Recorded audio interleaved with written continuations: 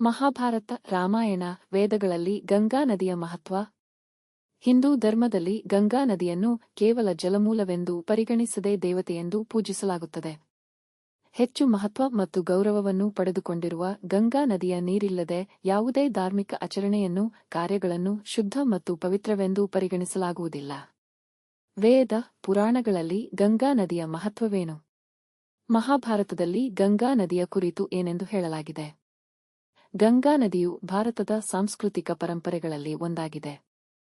ಗಂಗಾ ಅತ್ಯುತ್ತಮ ಮತ್ತು ಪವಿತ್ರ ನದಿ ಮಾತ್ರವಲ್ಲ, ಭಾರತದ ಕೀರ್ತಿ ಮತ್ತಷ್ಟು ಹೆಚ್ಚಾಗಲು ಗಂಗಾ ನದಿ ಕೂಡ ಕಾರಣ.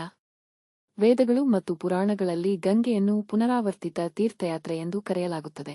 ಗಂಗೆಯನ್ನು ಮೊದಲ ವೇದ ಋಗ್ವೇದದಲ್ಲಿ ಉಲ್ಲೇಖಿಸಲಾಗಿದೆ. ಇದಾದ ನಂತರ 3 ವೇದಗಳಾದ ಯಜುರ್, ಸಾಮ ಮತ್ತು ಅಥರ್ವವೇದದಲ್ಲಿಯೂ ಗಂಗೆಯನ್ನು ಪವಿತ್ರ ನದಿ ಎಂದು ಉಲ್ಲೇಖಿಸಲಾಗಿದೆ. ಭಾರತದಲ್ಲಿ ಮಾತ್ರವಲ್ಲ, ಇಡೀ ಜಗತ್ತಿನಲ್ಲಿ ಇಂತಹದೊಂದು ಪವಿತ್ರ ನದಿ ಇರಲು ಸಾಧ್ಯವಿಲ್ಲ.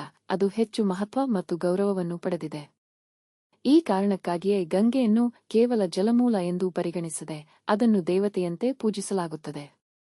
ಹಿಂದೂ ಧರ್ಮದಲ್ಲಿ ಧಾರ್ಮಿಕ ಆಚರಣೆಗಳಂತಹ ಅನೇಕ ಕಾರ್ಯಗಳನ್ನು ಗಂಗಾಜಲವಿಲ್ಲದೆ ಸಂಪೂರ್ಣ ಮತ್ತು ಶುದ್ಧವೆಂದು ಪರಿಗಣಿಸಲಾಗುವುದಿಲ್ಲ. 1. ವೇದಗಳು ಮತ್ತು ಪುರಾಣಗಳಲ್ಲಿ ಗಂಗಾ ನದಿ ಮತ್ತು ಗಂಗಾಜಲದ ಪ್ರಾಮುಖ್ಯತೆ. ಶ್ರೀ ಕೃಷ್ಣನು ಗೀತೆಯಲ್ಲಿ ಹೀಗೆಂದು ಹೇಳಿದ್ದಾನೆ: ಸ್ರೋತಸಾಮಸ್ಮಿ ಜಾಹ್ನವಿ. ಅರ್ಥ: ನಾನು ನದಿಗಳಲ್ಲಿ ಜಾಹ್ನವಿ, ಗಂಗಾ ಆಗಿದ್ದೇನೆ. ಮಹಾಭಾರತದಲ್ಲಿ ಹೀಗೆಂದು ಹೇಳಲಾಗಿದೆ: ಪುನಾತಿ ಕೀರ್ತಿತ ಪಾಪಂ ದ್ರಷ್ಟ ಭದ್ರ ಪ್ರಯಚ್ಛತಿ. ಅವಗಾಢ ಚ ಪೀತ ಚ ಪುನಾತ್ಯ ಸಪ್ತಮ ಕುಲಂ. ಅರ್ಥ: ಗಂಗೆಯನ್ನು ಜಪಿಸುವುದರಿಂದ ಪಾಪಗಳು ನಾಶವಾಗುತ್ತವೆ. ಗಂಗೆಯು ತನ್ನನ್ನು ಭೇಟಿ ಮಾಡುವ ಜನರನ್ನು ಆಶೀರ್ವದಿಸುತ್ತಾಳೆ ಮತ್ತು ಸ್ನಾನ ಮಾಡುವವರ 7 ತಲೆಮಾರುಗಳವರೆಗೆ ಪವಿತ್ರಗೊಳಿಸುತ್ತಾಳೆ. ನರಸಿಂಹ ಪುರಾಣದಲ್ಲಿ ಹೀಗೆಂದು ಹೇಳಲಾಗಿದೆ: ಗಂಗೆ ತವ ದರ್ಶನಾತ್ ಮುಕ್ತಿ. ಅರ್ಥ: ಗಂಗೆಯನ್ನು ದರ್ಶನ ಮಾಡುವುದರಿಂದ ಮುಕ್ತಿ ಪ್ರಾಪ್ತವಾಗುತ್ತದೆ.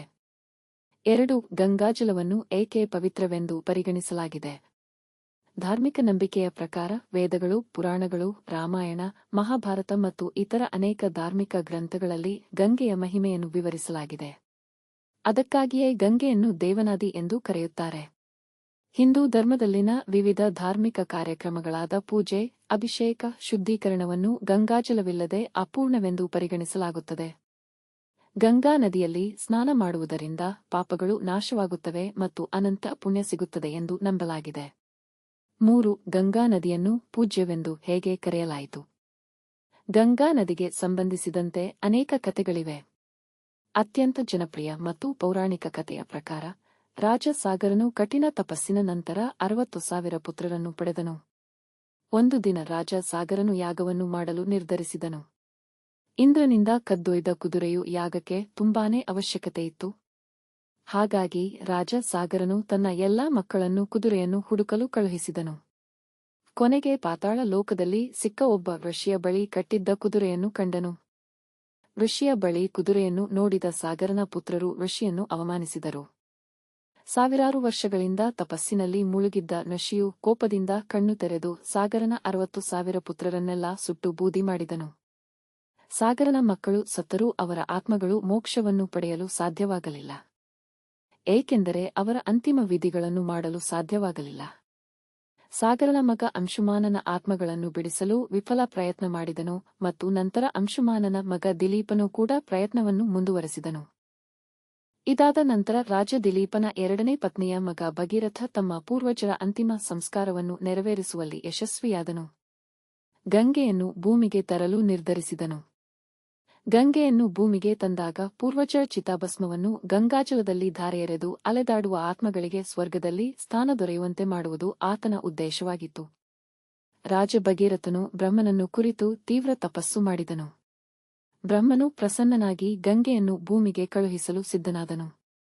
ಆದರೆ ನಾನು ಅಷ್ಟು ಎತ್ತರದಿಂದ ಭೂಮಿಗೆ ಹೋದಾಗ ನನ್ನ ವೇಗವನ್ನು ಭೂಮಿಗೆ ತಾಳಲಾಗದೆ ಸೃಷ್ಟಿಯಲ್ಲಿ ಅಲ್ಲೋಲ ಕಲ್ಲೋಲ ಆಗಬಹುದು ಎಂದು ಗಂಗೆ ಹೇಳುತ್ತಾಳೆ. ಆಗ ಬ್ರಹ್ಮದೇವನ ಆಜ್ಞೆಯಂತೆ ಭಗೀರಥನು ಶಿವನನ್ನು ಕುರಿತು ತಪಸ್ಸು ಮಾಡಿ ಅವನನ್ನು ಸಂತುಷ್ಟಗೊಳಿಸಿದನು. ಶಿವನು ಗಂಗೆಯನ್ನು ಭೂಮಿಗೆ ತರುವಲ್ಲಿ ತಾನು ಸಹಾಯ ಮಾಡುತ್ತೇನೆಂದು ಭಗೀರಥನಿಗೆ ಭರವಸೆಯನ್ನು ನೀಡುತ್ತಾನೆ. ಗಂಗೆಯು ಧುಮುಕುತ್ತಾ ಭೂಮಿಗಿಳಿಯುವ ಸಂದರ್ಭದಲ್ಲಿ ಶಿವನು ತನ್ನ ಸಡಿಲವಾದ ಕೂದಲಿನಲ್ಲಿ ಗಂಗೆಯನ್ನು ಹಿಡಿದು ಆಕೆಯ ವೇಗವನ್ನು ನಿಯಂತ್ರಿಸಿದನು. ಇದರಿಂದಾಗಿ ಗಂಗೆಯು ಸರಳವಾಗಿ ಭೂಮಿಯಲ್ಲಿ ಹರಿಯಲು ಆರಂಭಿಸಿದಳು. ತದನಂತರ ಇದನ್ನೇ ಗಂಗಾ ನದಿಯೆಂದು ಕರೆಯಲಾಯಿತು. ಶಿವನ ಸ್ಪರ್ಶದಿಂದ ಗಂಗೆಯು ಇನ್ನಷ್ಟು ಪವಿತ್ರಳಾದಳು ಮತ್ತು ಭೂಲೋಕದ ಜನರ ಗೌರವದ ಕೇಂದ್ರವಾಯಿತು. ನಿಮಗೆ ಈ ವಿಡಿಯೋ ಇಷ್ಟ ಆಗಿದ್ದರೆ ದಯವಿಟ್ಟು ನಮ್ಮ ಚಾನೆಲ್ ಅನ್ನು ಸಬ್ಸ್ಕ್ರೈಬ್ ಮಾಡಿಕೊಳ್ಳಿ.